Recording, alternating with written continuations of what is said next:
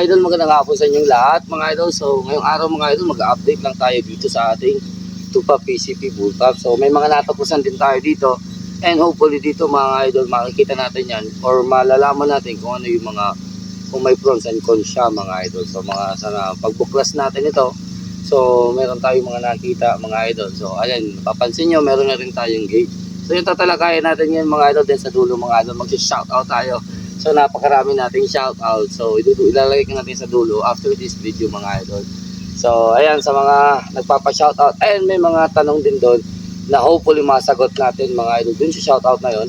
So kung ikaw may mga tanong doon, abangan nyo, tapusin mo na lang ang video hanggang dulo. Ayan mga idol. So shoutout po sa lahat ng nakatupa PCP Bullpup. Ayan mga idol. So ito yung unit na meron tayo, unit ni Bunso. So subukan natin explain or tingnan natin kung ano yung mga pwede natin ma-share sa inyo regarding dito sa unit mga idol. So pagbaklas natin dito. So ayan mga idol. So ngayon hindi ko pa natetest ito. Pero ay natest ko na, pero bago na naman kasing setup. So hindi ko pa natetest. Wala akong oras mga idol para mag-test ngayon mga idol. Magsusundo pa tayo mamaya. So tatapusin ko lang ito, mabilisan lang. Then gawa din tayo ng counting video regarding dun sa night vision, sa CY900 and sa parts. Subukan natin yun i-compare sa next video mga idol. So kung interested kayo dyan, abangan nyo yun mga idol. Then try natin yan mga idol. So ayun mga idol, regarding dito sa unit ng Tupa mga idol. So sa mga gusto magbaklas o nagbabalak magbaklas mga idol ng ganitong unit, madali lang naman ito baklasin. So yung may mga matitigas lang na screw mga idol, make sure na i-hit nyo muna. Initin nyo muna mga idol ng lighter or torch yung mas maganda. Meron na kasi akong lighter na torch yung ginagamit natin dito sa bundok mga idol pag gagawa tayo ng pag nagluluto tayo mga idol. So lahat yan mga idol na screw, meron po siyang thread lock, yung color blue. Hindi ko alam kung anong number dyan.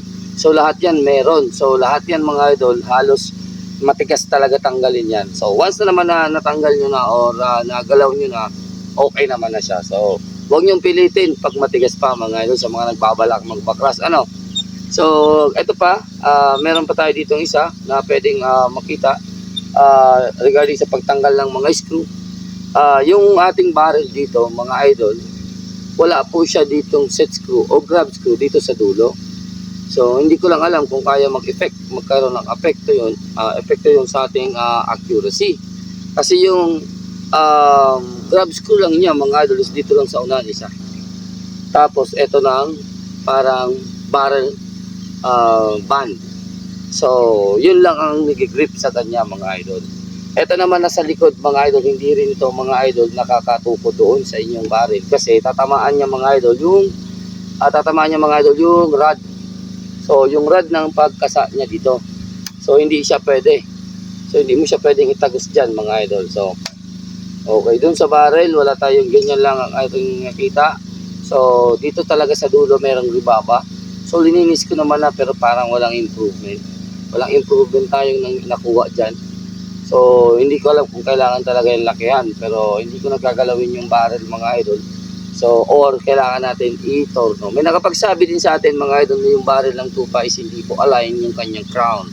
So ang ginawa nilang rini crown. So pinapantay nila yung dulo. So hindi ko pa alam yan mga idol. So hindi ko pa nakikita yan. Maybe sa susunod try natin ipasalang to sa torno para makita natin kung kailangan nga ba talaga natin siyang i-crown or ipantayan mga idol. So anyways, smooth naman yung barrel niya pag nagtutulak tayo ng pellet. So goods naman ako para sa kanya. So wala akong problema na naiisip. So smooth siya, wala siyang choke. Kaya siguro talaga nagagamit nila yung slug. So kaso dito mga idol sa Tupa low velocity, hindi na ako magpe-persa ng slug. So ayan. So dito naman tayo mga idol sa tube type, sa tube. So ito mga idol, nagtanong din sa atin ito kung paano ito tanggalin. Ito mismo, kung paano niya ito ma-disassemble dito sa tube. So madali lang yan mga idol. So meron siya ditong yung fill port niya, may butas. Lagyan mo lang ng Phillips screw o any stick mga idol, tapos iikot mo lang siya. So iikot mo lang siya, tatanggal yan dyan mga idol. Basta walang hangin ha. So sa original nito mga idol, meron siyang bleed valve. So meron siyang bleed valve sa original. Dito sa ginawa na natin dito, wala na po siyang bleed valve. So nag-upgrade din tayo dito sa ating unit mga idol, linagyan na natin siya dito ng gauge para nakikita natin yung ating output gauge. So output reg, yun, kung ilan na. So yung ginagawa natin dito mga idol kay Sir Delcap, Delcap, tama ba ako? Parang tama ata ako. So kay Sir, pinalagyan natin ng extra plenum. Okay? So yung nangyari sa atin mga idol, dahil ibang sukat siya, humaba siya mga idol, kinailangan natin ipa-rephrase itong tube. So kailangan natin yan ipa-rephrase. Meron kasi sa loob ng tube nito mga idol, ng apakan.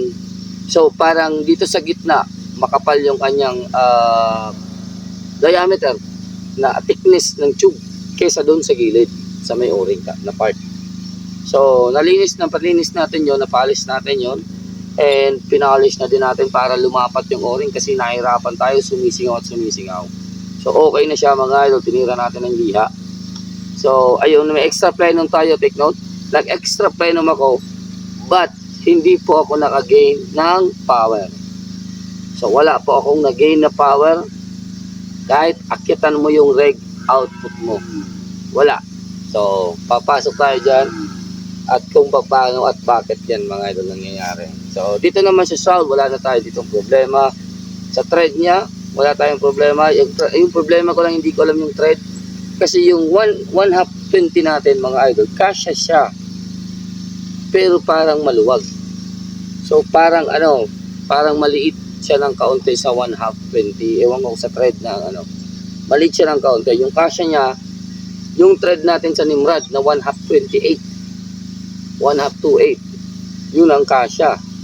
So pero yung suppressor natin na binibenta mga idol, hindi kasya sa kanya pero ayaw niya. So ayan. So dito naman sa may dito sa rail mga idol, pwede natin ito yuko. So ito sa akin nakayuko na ito. So etong rail mismo mga idol, ito inaapakan ng scope. So kung hindi adjustable yung mount mo tulad ng sa akin, hindi siya no limit mounts, pwede mo pa rin siya iyuko ng at least linagyan ko dito ng at least mga 3 piraso, 3 sa pin ng Coke ink can. So yung Coke ink can, nagkupit lang ako doon mga idol, 3 nun dito linagay ko sa ilalim. So yung nangyari, gumanyan na yung aking scope rail. So itong scope rail mga idol, napayuko-yuko na natin siya. So sa mga walang no limit mounts dyan na naka 2 pa bullpup, so baka kaya nyo yan o madiskarte nyo kung nauubusan na kayo ng Torres dial. So kung nauubusan kayo ng Torres dial, baka yan makatulong. So talagay ko mga idol, kaya dito at least mga 5 o sobra. Maraming pwede mo ilagay dito. Pag marami lang yung malalagay mo mga idol, yung magiging mo lang dito, downside, hindi mo na ito maibabalik na screw na 2. So yung screw mo na lang dito is yung sa unahan tsaka yung sa likuran, sa taas. So goods pa naman yan mga idol, sturdy pa naman yung kapit niya. So wala naman tayong problema dyan.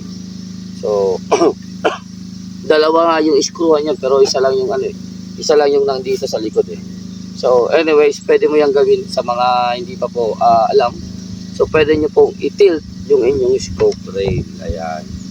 So dito naman tayo, balik sa likod mga idol. Dito sa likod, sa trigger, wala tayong problema. Sa trigger po, trigger assembly, wala tayong problema dyan. Meron lang dito pag nagbabaklas ka na encounter ko, na mali ako mga idol. Akala ko nasira yung trigger ko. Yung pala, yung haba ng spring o yung rod na screw ko, so lumiit siya, parang umiksi. So ngayon hindi na siya nagkakak kasi nga nakakalabit na siya. So nung binaklas ko, tinignan ko ng maigi itong trigger assembly niya. Nung niluwagan ko, yun, nakuha ko na siya. So nandun lang naman siya, luwag-luwag lang. So mainam na pag magbaklas kayo nito mga idol, yung may mga thread na part, lagyan nyo na lang ng tape. Lagyan nyo ng tape, lalo na dito sa trigger papunta dito sa likod. Yan. So lagyan nyo na lang yung mga rod ng tape o yung may mga screw na part. Tapos dito mga idol sa taas, yung nakumahawak dito sa cocking lever papunta dito sa likod. So mayroon din siya dito mga idol na screw na maliit mga idol. So actually sakto lang naman to, pero it's up to you mga idol. Pwede nyo lagyan din yan ng tape para hindi kayo malito pag binalik nyo. So yung masailan lang naman sa ilalim, pag nahawakan mo siya mga idol na tapos nabitawan mo yung isang kamay mo, syempre gaganyan yan, parang iikot siya ng kaunti o isa dalawa, magkakaroon ka na ng ibang ano niya, ibang setup dito sa likod. So it's either matagal mo mag-brake yung trigger mo or masyadong mabilis mag-brake. So mga ganun lang naman. Then meron tayo dito sa likod mga idol na isang problem pa na na-encounter natin, yung kanyang hammer mga idol niya pakagaan. So although sa setup, sa light setup or low velocity setup, okay lang naman yun. Then sinubukan rin natin mga idol, baguhin nyo yung valve spring. So binago natin dito yung valve spring, walang nangyari mga idol. So walang nangyari sa kanya, matigas o malambot, walang nangyari. Nagpalit din ako ng hammer spring mga idol, ginamitan natin siya ng Misumi. Binago din natin yung outside diameter ng spring guide. So plinitan natin yun para kumasya yung kanyang spring, pero wala din nangyari mga idol. So para natin maliliitan yung ganon, kung gusto, just in case na interested po kayong liitan yung inyong spring guide. So yung ginawa natin diskarte dito mga idol, nakakahanap ako ng PVC mga idol, nakahanap ako ng PVC na saktong sakto ito na spring guide niya, yung stainless, saktong sakto siya, fit na fit siya doon mga idol. So yun naman na PVC, meron naman akong nakuhang metal siya na kasya sa drill. So yun, binala ko lang sa drill mga idol, then grinder, then liha, hanggang saan sumakto na at lumiit na siya. Yun lang naman yung ginawa natin doon. So okay naman siya doon, kaso nga walang improvement. So bakit ayaw walang improvement nakikita dito? Kasi mga idol, yung valve stem nito 3mm lang po yung labas niya dito. So kahit anong persa ng unit, ng spring, ng hammer, dead end na po siya. Pagpasok niya ng 3mm, dead end na siya. So wala na, nakita natin dito mga idol, nagkaroon tayo ng mga markings na nag-i-impact or bumabangga yung hammer natin sa valve mismo. So bumabangga siya doon, saka kahampas mga idol. At paghanap niya ng lakas, wala na talaga kasi doon lang siya bumubuka, parang may stopper siya. So sa susunod, gagawa natin to ng isang valve na medyo mahaba doon. Gawin natin ng 4mm. Try natin yan mga idol kung magkakaroon tayo ng pagbabago sa velocity or wala pa din. Kasi kung wala pa din, papasok na tayo dito sa ating transfer port. Pero kung in caso man, kahit yung kailangan ko lang mga idol dito, kaunting akyat lang ng velocity. Kaunti lang, yung tipong mapagalaw lang natin siya na malaman natin na capable or pwede. So, ganun lang. So, maximum na nakuha natin dito, out of stock is 902. So, wala pang nakakalagpas doon sa stock na ganitong setup. So, yung 902 mga idols is Astro 18 yan na ginagamit natin. So, sa mga nakakalam ng Astro 18, nasa 18.80 grains yan to 19 grains. So, medyo mabigat. Pero napalipad natin siya dito ng 902. So, that means mga idol, kung magkakarga tayo dito ng mga 18.5, nandun talaga tayo mga idol sa mga 900, sabihin na natin mga 900 or 890. Ayan. So kayang-kaya natin ng 890 sa mga 18.4 grain, 18.5 grain na PSP pellet. So goods na goods naman yan sa hunting or sa setup sa ganito, para at least meron kang shot counts. Then nakuha din natin mga idol yung 25 good shots, 27 na good shot siya, pero yung load natin is 200 bar. 200 bar yan hanggang sa output rig yung nag-test ako. Yung gamit kong output nun mga idol is 1,750 PSI. So ngayon nag-akyat ako ng 2,000. Inakyatan ko ng 2,000, tinisting ko lang pero wala pa din. So sa 200 bar, naka 27 ako doon. At pag nagkarga tayo dito kasi yung karga dito mga idol is nasa 250 bar. Ayan o. So pwede ka dito mag-load ng 250 bar, pero ako 200 bar lang yung kinakarga ko. So pa sa 2,900 or 3,000 ata yan. Pero ganun yung putok niya. Goods na goods naman yan sa akin mga idol. Then pwede na dito magbaong ka lang ng at least 2 liters na mother tank or 1 liter or kahit 0.5 isang refill kung halimbawa patrol hunting ka lang naman, hindi naman serious na dapo. Goods na yun mga idol. Pero kung seryosong dapo mga idol, mga 2 liters baong ka, goods na goods na. 1.1 liter na mother tank, goods na goods na yan. So, meron din tayo mga idol na papasok ng mga mother tank. So, meron pa akong spare na isa na 2 liters. So, isa na lang na 2 liters, dalawang 3 liters, dalawang 6.8 liters sa mother tank. So, yun ang mga papasok natin ngayon mga idol. Then may ipapasok din tayo na scope and hopefully magustuhan yun mga idol pag dumating. And hopefully makalusot mga idol. So, subukan natin yon. At ito yung ating feedback dito. So kung sa patama goods naman ako, trip niya yung asto, yung gusto niya yung malaking pellet, malaki yung pellet ng trip niya. So ayaw niya nung basta-basta na maliliit like H&N or ano, gusto niya sa long range, ayaw niya sa malapit mga idol. So kung mapapansin nyo, yung patama niya sa malapit at sa malayo halos parehas lang, pero hindi mo siya mapapaliit mga idol sa malapit. So ayan, and ayan regarding dyan sa magpaliit ng groupings, so yung hammer tension nito mga idol is wala po, ay hindi ko alam kung bakit walang adjustment siya. Isagad mo man at ibalik mo sa labas, ganun pa rin yung velocity niya. So yung mangyayari lang dito, magkakaroon ka lang ng dagdag o plus minus mga idol 30 feet per second na nagagalaw mo lang back and forth. So wala, hindi mo siya pwedeng ma-drop, hindi mo siya pwedeng ma-putik pataas. So ganun lang. So mas maganda sana kung accessible o maganda yung galaw nito. Pero gagalaw yan mga idol. So aanuhin ko lang yan, hindi ko pa kasi na bibigyan ng oras. Kakalikutin natin yan kasi nandyan lang naman yan mga idol. So yung ganitong unit ay yung setup ko dati na tactical mga idol, ganyan. So kahit anong adjust ng hammer mo, hindi po siya umaakit yung velocity. So merong balance lang to, may mali lang sa balance ng spring nito. So sa mga nag-aabang nito na makalikot ito at mapaganda natin yung putok niya, so yung hinahanap ko lang dito mga idol is consistent na putok. So hindi naman tayo naghahanap ng velocity kung hindi natin yung makukuha. Walang problema tayo sa 890, 880 feet per second. So nung arm score pa lang ako 700 plus lang, masayang masaya na ako. So kumbaga ito okay na. So yung hahabulin natin dito mga idol, consistent yung bitaw niya, maging consistent yung bitaw niya, then at least matipid siya sa hangin. So pag nagawa kasi natin yun mga idol, magkakaroon tayo ng maraming shot counts dito.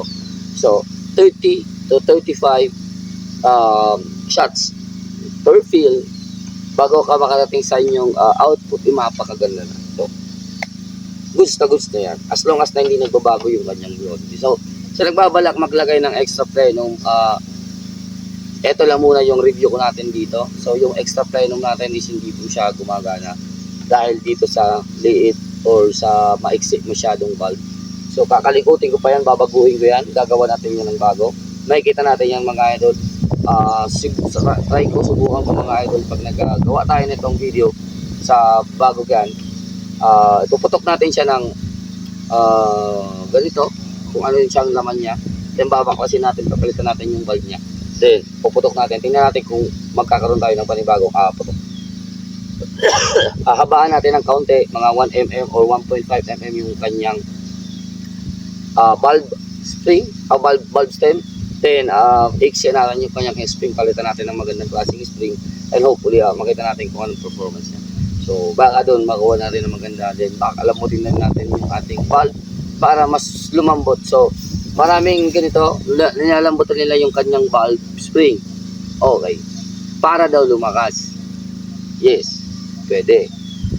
Pero hindi mo pwedeng kursain yung hammer mo. Ako linalambutan ko, halimbawa ito, masyadong matigas yung hammer natin mga idol, pero yung velocity natin is nasa 950 lang. Pero matigas na masyado yung aking hammer para lang makuha ko yung 950. Ngayon yung gagawin ko, lalambutan ko yung valve spring para pwede kong lambutan yung hammer ko at makuha ko pa rin yung 950. Now, which is na parang effortless ka na nagkakasa, malambot na siya. So, sa mga hindi pa alam dyan, ganyan lang ang diskarte niya. So, regarding naman sa power mga idol, pwede ka man ma-achieve talaga na power dyan. Pwede. Lalo na kung tatasan mo yung output rate mo. Pero yung isang nagpapataas talaga ng power mga idol is yung rake output. Hindi po yung hammer, palo. Kaya yung iba, sinasagad nila yung hammer. Stress na stress yan. So, ang tigas ikasa para lang mabigay sa'yo yung, hindi ganyan yung pag, ano ng unit mga yun. Hindi velocity yung hinahanap natin dito. So, it's either ako hinahanap ko yung mataas na velocity para makuha ko yung magandang tune para sa kanya. So, para ma-reach natin yon. Kasi pag hindi natin kaya i-max yung unit natin na hindi naman naaabot doon, so ibig sabihin hindi natin makukuha yung ma-achieve natin mga idol, yung gusto nating power. So, pero hindi kailangan ng power. I mean, hindi mo kailangan ng mataas masyadong velocity. So, sabihin natin sa 1,000 max velocity nito, FPS. Yung pinakamaganda nating tune dyan mga idol is nasa 960, 980. So, nandyan. So, alam na natin na ang max niya is 1,000. Kukunin natin siya sa mga 980, 960 FPS. Ganyan mga idol, ganyan yung diskarte.